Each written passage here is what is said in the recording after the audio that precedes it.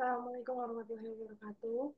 Perkenalkan nama saya Irham Febri Hairunisa dengan NIM G00241159.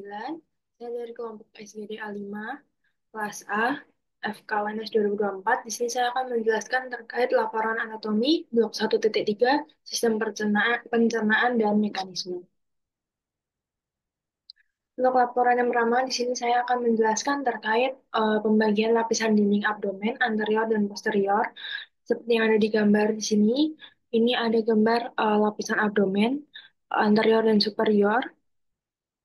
Kita bahas dulu dari yang anterior, di mana untuk lapisannya yang pertama yaitu terdapat kulit di bagian sebelah sini.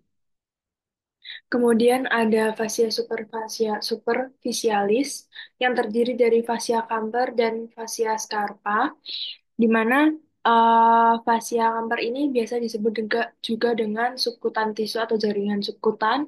Kemudian untuk yang scarpa fascia ini terdiri dari lapisan yang lebih dalam terkait lapisan subkutan. Kemudian ada musculi et aponeurosis yang terdiri dari musculus obliquus externus abdominis sebelah sini. Kemudian ada musculus internus obliquus sebelah sini. Kemudian ada musculus transversus abdominis di sebelah sini. Kemudian ada musculus rectus abdominis dan pyramidalis abdominis di sebelah sini. Kemudian terdapat fascia transversalis yang terdiri dari fascia extraperitoneal yang di paling dalam.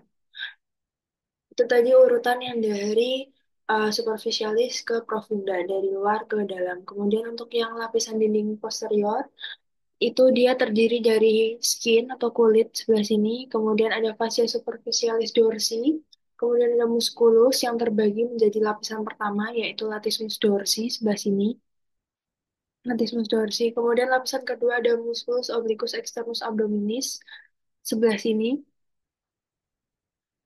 Kemudian ada uh, musculus erector spinae, musculus longissimus dorsi, dan musculus serratus posterior inferior.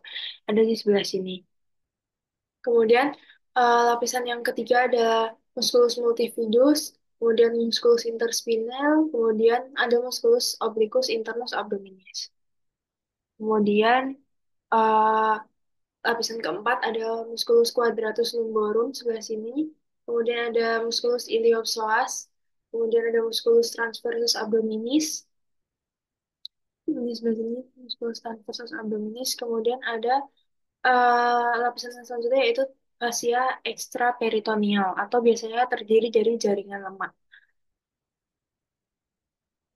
Untuk selanjutnya, pembagian lapisan-lapisan dinding abdomen yang akan saya bahas selanjutnya terkait musculus, di mana musculus sendiri penyusunnya itu dibagi menjadi dua, ada flat muscle dan vertical muscle, di mana flat muscle sendiri terdiri dari tiga musculus. Yang pertama yaitu musculus obliquus externus, musculus obliquus internus, dan musculus transversus. Sedangkan yang vertical muscle sendiri terdiri dari musculus rectus abdominis dan musculus pyramidalis. Yang tadi musculus external obliquus, internal, dan transversus ini yang flat muscle, kemudian yang vertikal yang rectus abdominis sama pyramidalis. Kemudian untuk selanjutnya struktur penggantung yang menjaga organ pencernaan pada posisinya biasanya ada mesentery sama omentum, di mana di sini dapat kita lihat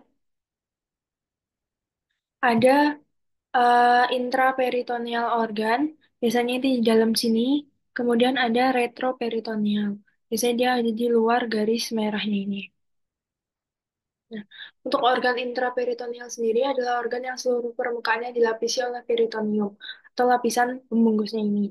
Nah, dia itu berada di dalam cavitas peritonealis. Organ-organnya meliputi biasanya saya singkat sebagai kontragaji kapal kosiduh, di mana ada kolon transversum, gaster, jejunum ileum, kemudian ada kauda pankreas, kemudian ada lien, kemudian ada kolon sigmoideum, kemudian ada duodenum, pars superior, dan ada hepar. Jadi untuk bentuk yang intraperitoneal organ itu dilapisi seperti ini, kemudian kalau yang retroorgan itu yang seperti ini. Intraperitoneal yang di dalam garis, retroperitoneal itu yang di luar garis. Kemudian untuk organ retroperitoneal sendiri bisa disingkat sebagai set Packer, di mana dia itu terdiri dari suprarenal adrenal glands, kemudian ada aorta, inferior vena cava, kemudian ada duodenum, kemudian ada pankreas, ada uterus, ureter, maaf, kemudian ada kolon, ada kidney, kemudian ada esophagus dan rectum. Nah, ini dia. Ini tadi yang intraperitoneal yang sebelah sini. Kemudian ini yang tadi gaji kosidu itu, yang ini yang septaker, ini yang retroperitoneal. Nah, terus kemudian di sini ada mesenteri, di mana mesenteri atau mesenterium itu merupakan lipatan ganda dari peritoneum yang luas dan berbentuk seperti kipas. Nah, di sebelah sini. Kemudian yang menghubungkan jejunum dan ileum dengan dinding posterior abdomen. Nah, biasanya penamaannya itu ditaruh di depan, jadi misal seperti mesokolon transversum, berarti lipatan peritoneum yang menghubungkan kolon transversum dengan dinding posterior abdomen. Kemudian ada mesokolon sigmoideum, di mana itu lipatan peritoneum berbentuk huruf V terbalik, itu melekatkan kolon sigmoideum pada dinding abdomen. Ini ada mesosigmoideum, terus ada mesokolon yang bagian sinistra, kemudian ada transversum mesokolon, kemudian ada mesokolon bagian dekstra, kemudian ada mesorektum. Jadi mesenteriumnya ditaruh di depan jadi meso, kemudian nama organnya. Lanjut untuk yang selanjutnya ada omentum, di mana omentum minus, omentum itu dibagi jadi dua, omentum minus dan omentum maius, di mana omentum minus berasal dari mesenterium ventralis yang merupakan lapisan peritoneum yang melekatkan kurvatura minor gaster dan duodenum pars superior menuju facies inferior dari hepar. Biasanya untuk omentum minus ini sendiri dilapisi oleh ligamentum, yaitu ligamentum hepatoduodenal antara hepar dan duodenal, kemudian gastrohepatika antara gaster dan hepatika. Ini yang minus, ini yang maius. Kemudian untuk yang maius, dia itu berasal dari mesenterium dorsalis dari belakang merupakan lipatan peritoneum yang melekat pada kurvatura major gaster dan duodenum pars superior. Momentum ini berbentuk seperti tirai karena bentuknya lebar dan memanjang. Dia itu turun menutupi kolon transversum dan intestinum tenu di mana ada jejunum dan ileum. Kemudian melipat ke belakang dan melekat pada bagian atas dari mesokolon transversum. Dan lebih lanjut, terdapat dua arteri dan vena yang berada dalam omentum maius ini, yaitu arteri dan vena gastromentalis, dextra, dan sinistra. Kemudian kita masuk ke laporan yang selanjutnya, yaitu tractus digestivus yang bagian superior, di mana untuk organ-organnya sendiri, di sini ada cavitas oris yang terdiri dari sublingual gland, submandibular gland, kemudian parotid gland, ada orofaring, ada esophagus, ada liver, ada gaster, kemudian ada fascia velea, ada duodenum, kemudian ada pankreas, ada hepar, ada kolon, hingga ke rektum. Sebelumnya kita akan membahas dulu terkait pembagian organnya. Jadi sebenarnya untuk tractus digestivus superior ini dibagi menjadi tiga bagian. Yang pertama yaitu foregut, kemudian midgut, dan hindgut. Di mana untuk organ foregut sendiri itu organ-organnya terdiri dari, biasanya saya singkat sebagai gadupa, esa, hepapes. Di mana dia terdiri dari gaster, duodenum pars superior, kemudian ada esophagus, pars abdominalis, kemudian ada hepar, pankreas, dan vesika velea serta lien. Kemudian untuk organ yang midgut yang sebelah sini, dia itu biasanya saya singkat sebagai jika 2/3 kontra koas apex, di mana organ-organnya terdiri dari jejunum et ileum, kemudian ada caecum, kemudian 2/3 kolon transversum, kemudian ada kolon ascendens, kemudian ada eh, appendix. Kemudian untuk organ hindgut sendiri, itu yang di bagian bawah sebelah sini, biasanya saya singkat sebagai sepertiga kontrakode fosil, di mana terdiri dari sepertiga kolon transversum, kolon descendens, kolon sigmoideum, dan rectum. Nah, untuk pembahasan selanjutnya yaitu yang pertama, kavitas oris, di mana dia itu akan membuka keluar melalui rima oris dan membuka ke orofaring melalui isthmus oropharyngealis atau isthmus pausium, yang mana dia itu setinggi vertebrae cervical 2. Nah, kemudian di bagian cavitas oris ini ada palatum, di mana dia itu batas cavum oris dan cavum nasi yang terdiri dari palatum durum dan palatum mol. Palatum durum yang sebelah sini dan palatum mol yang sebelah sini. Nah, di mana palatum durum ini dibentuk oleh prosesus palatinus osis maxillaris dan pars horizontal osis palatini yang dilapisi oleh mukosa cavum nasi, periosteum, membentuk papila, kemudian kalau yang membentuk papila incisivus. Kemudian kalau yang palatum mol, di mana dia itu terdiri dari jaringan muskulofibrous yang melekat pada tepi dorsal palatum burung. Yaitu berfungsi untuk menutup istimus pharyngealis saat menelan dan berbicara. Dia itu dilapisi oleh mukosa yang mengandung glandula palatini. Dia ada di tengah terhadap uvula. Yang ini tadi yang palatum durum, yang ini palatum mol. Nah, untuk yang palatum durum tadi dia ada di 2/3 anterior processus palatinus osis maxillaris dan sepertiga posterior lamina horizontalis osis palatini, yang mana palatum mol ini selanjutnya dilapisi oleh 5 muskulus. Yang pertama untuk palatumol musculus tensor veli palatini, musculus levator, ada tensor, ada levator veli palatini, kemudian ada palatopharyngeus, ada musculus uvulae, kemudian ada musculus palatoglessus.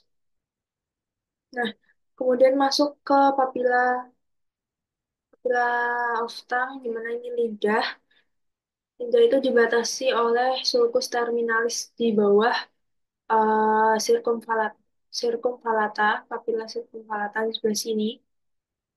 Nah, circumvallata ini seperti berbentuk seperti lingkaran-lingkaran gitu. Dia besar, biasanya jumlahnya ada 8 atau lebih.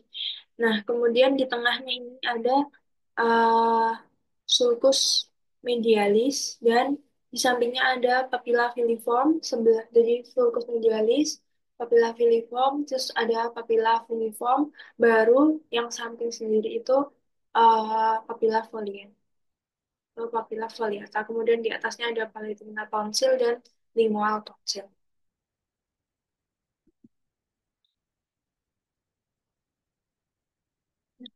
Untuk muskulus yang uh, melapisinya. Yang pertama yaitu ada yang ekstrinsik dan yang kedua ada yang intrinsik, di mana kalau yang ekstrinsik ini biasanya disingkat GHSP, yaitu terdiri dari genioglossus, kemudian hyoglossus, tyloglossus, kemudian ada palatoglosssus. Kemudian untuk yang intrinsik sendiri, biasanya dia terdiri dari superior longitudinal dan inferior longitudinal, serta ada musculus transversus dan vertikal. Ada styloglossus sebelah sini, kemudian palatoglossus, kemudian ada hyoglossus, kemudian ada palatoglossus, dan genioglossus sebelah sini. Ini yang tadi yang extrinsic. Nah, kemudian organ yang selanjutnya yaitu orofaring, di mana dia itu membentang setinggi vertebrae cervicalis 2 sampai 3 sebelah sini. Kemudian orofaring berhubungan dengan kavitas oris melalui isthmus faucium, seperti yang sudah saya jelaskan tadi di depan. Kemudian esophagus, esophagus itu dia ada 3 pars, yaitu pars cervicalis sebelah sini, yaitu setinggi vertikal cervicalis sampai vertikal thoracical 1. Vertikal cervicalis 6 sampai vertikal thoracical 1. Kemudian ada pars thoracical thoracalis itu dia setinggi vertebrae thoracica 1 sampai 10. Terus ada pars abdominalis di mana dia itu terdiri setinggi vertebrae thoracical 10 sampai vertebrae thoracical 11. Nah, kemudian di esophagus sendiri ini memiliki 3 angustia, di mana angustia sendiri itu merupakan penyempitan. Penyempitan yang pertama yaitu superior, kemudian yang kedua adalah media di sebelah sini, kemudian nanti ada yang inferior atau di bagian bawah.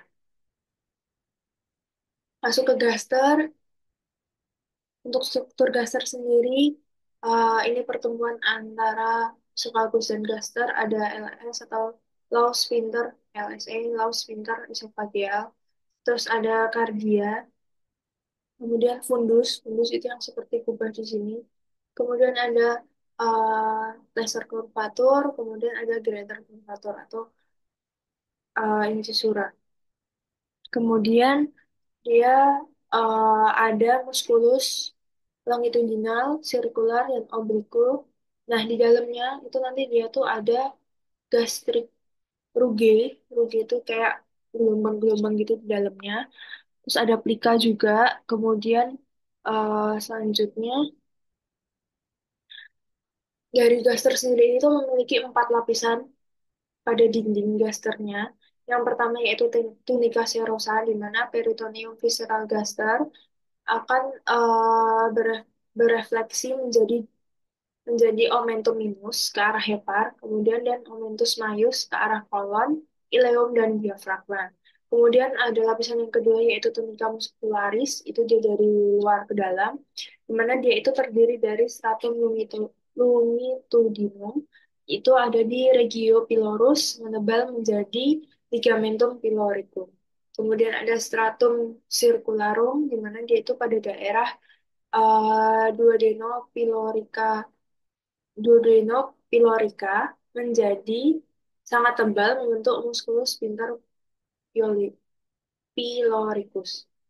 Kemudian ada stratum obliku, di mana dia itu ada di daerah curvatura minor, membentuk kanalis gaster, gastricus Weldeyer, di mana kanalis ini menghubungkan pars cardiaca dengan pylorus tanpa singgah ke rongga gaster. Kemudian ada tunica submucosa dan tunica mucosa. Nah, untuk selanjutnya ada duodenum, di mana dia itu memiliki 4 pars. Pars yang pertama yaitu superior, kemudian descendens itu yang turun, kemudian inferior, dan ascendens itu yang arah naik. Di mana untuk pars superior itu dia di vertikal thoracica 12 sampai vertikal lumbal 1, kemudian ada descendens, vertikal lumbal 1 sampai lumbal 3, kemudian vertebrae lumbal 3 itu yang inferior, kemudian vertikal 3 sampai ke 2 yang ke arah naik itu yang ascendens. Di mana pada pars ascendens sendiri terdapat ligamentum teres yang terdiri dari musculus suspensorium duodeni yang membentang dari flexura duodenojejunales sebelah dekstra hingga crux dexter diafragmatik. Nah, untuk selanjutnya kita akan membahas terkait kompensasi sphincter dan gerakan pencernaan saat dia lagi makan. Untuk gerakan peristaltik yang terjadi di seluruh saluran pencernaan, mulai dari kerongkongan hingga anus, untuk yang pertama di kerongkongan, itu terjadi gerak peristaltik primer, dipicu oleh gerakan menelan dan gelombang peristaltik sekunder yang muncul apabila gelombang pertama tidak cukup. Gerakan kedua ini dipicu oleh peregangan dinding kerongkongan akibat makanan yang harus ditelan berukuran relatif besar. Kemudian ada lambung, di mana gerak peristaltik di dalam lambung akan melambat untuk melakukan segmentasi, yaitu proses pencampuran makanan dengan cairan lambung sehingga bisa dipecah menjadi partikel lebih kecil. Hal ini bertujuan untuk mempermudah proses cerna makanan. Kemudian yang ketiga adalah usus, di mana setelah kerongkongan di lambung, gerak peristaltik dan segmentasi ini masih berlanjut ke usus, di mana uh, proses ini terjadi sebagian besar itu di usus besar. Tujuannya untuk membantu kantong empedu mengeluarkan cairannya untuk proses pencernaan dan penyerapan nutrisi di usus halus. Gerak peristaltik pada usus halus berlangsung hingga ke ujung usus besar. Kemudian di ginjal dan uretra, di mana ada juga gerakan peristaltiknya, yaitu untuk memindahkan cairan dari ginjal ke kandung kemih. Sementara di uretra, gerakan ini bertujuan untuk mengeluarkan urin dari tubuh. Kemudian untuk rektum dan anus, bagian terakhir sistem pencernaan, yaitu gerakan ini berfungsi untuk mengeluarkan kotoran atau feses dari dalam tubuh. Untuk laporan yang selanjutnya, laporan yang ketiga, yaitu saya akan menjelaskan terkait perbedaan jejunum dan ileum, di mana pembeda yang pertama yaitu vaskularisasi, di mana untuk jejunum sendiri dia divaskularisasi oleh vasa jejunales, sedangkan ileum vasa ileales. Kemudian posisinya itu dia ada di kalau jejunum itu 2/3 oral, kemudian kalau yang ileum itu sepertiga anal, kemudian untuk letaknya, yaitu ada di kiri atas cavum abdomen, di bagian sinistra, sedangkan kalau yang ileum itu ada di kanan bawah cavum abdomen, atau cavum pelvis. Kemudian jumlah arkat vaskularnya, kalau di jejunum itu 1 sampai 2, kalau yang ileum itu 3 sampai 5. Untuk pasa rektanya, kalau di jejunum itu panjang, kalau di ileum itu pendek. Kemudian banyaknya vaskularisasi, tadi kalau vaskularisasi jejunum kan di fasa jejunales. Nah, dia itu vaskularisasinya sedikit. Jangan kalau yang di fasa ileales untuk ileum itu vaskularisasinya banyak. Kemudian warnanya lebih terang, pink pucat karena tadi vaskularisasinya sedikit, sedangkan di ileum dia itu vaskularisasinya lebih banyak, jadi warnanya lebih merah atau lebih gelap. Kemudian untuk diameter lumennya, untuk jejunum itu lebih kecil dan ileum itu lebih besar. Kemudian ketebalan dindingnya, jejunum justru lebih tebal, untuk yang ileum itu lebih tipis. Kemudian pilikora corialisnya itu sedikit, dan sedangkan di ileum itu dia banyak dan panjang. Limfositnya untuk di jejunum itu tersebar rata, kalau yang di ileum itu dia itu mengumpul dari satu. Biasanya kalau di preparat itu disebut sebagai plaque layer.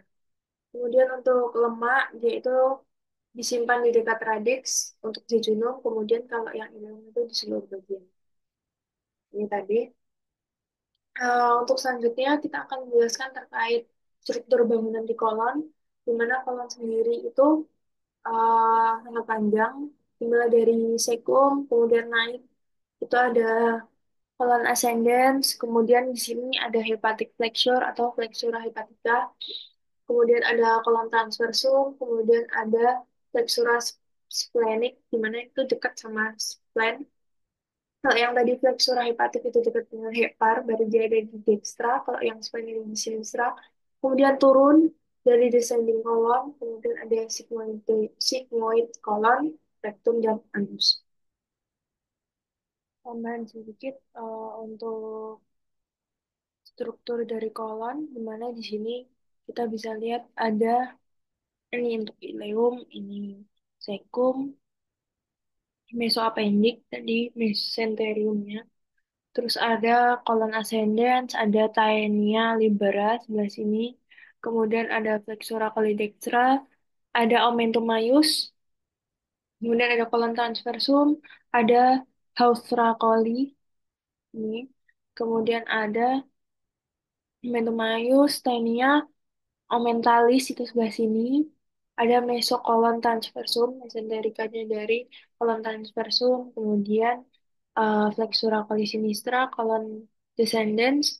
Terus yang di sebelah sini ada tinea mesocolica, kemudian ada mesokolon sigmoideum yang sebelah sini, kemudian ada uh, omentales epiploique sebelah sini, kemudian ada kolon sigmoideum, rectum, ada peritoneal reflection, kemudian anus. Kemudian struktur anatomi yang berhubungan dengan pengeluaran feses tadi, jadi dari yang intestinum yang sebelumnya masuk ke sini, masuk ke cecum, kemudian dibawa naik ke kolon ascendens atau kolon yang naik sebelah sini. Kemudian ke tikungan sebelah sini ada flexura hepatica, kemudian ke kolon transversum yang datar ini yang lurus. Kemudian dia ketikungan lagi yang di sinistra, yaitu splenic fracture. Tumornya ini udah diabsorpsi, udah ditambahin zat-zat, dari reabsorpsi kembali. Ini tinggal sisa-sisanya, terus turun ke colon descendens, kemudian ke colon sigmoid, rektum, dan anus, kemudian dikeluarkan. Mungkin cukup sekian penjelasan dari saya. Mohon maaf apabila ada kesalahan kata. Wassalamualaikum warahmatullahi wabarakatuh.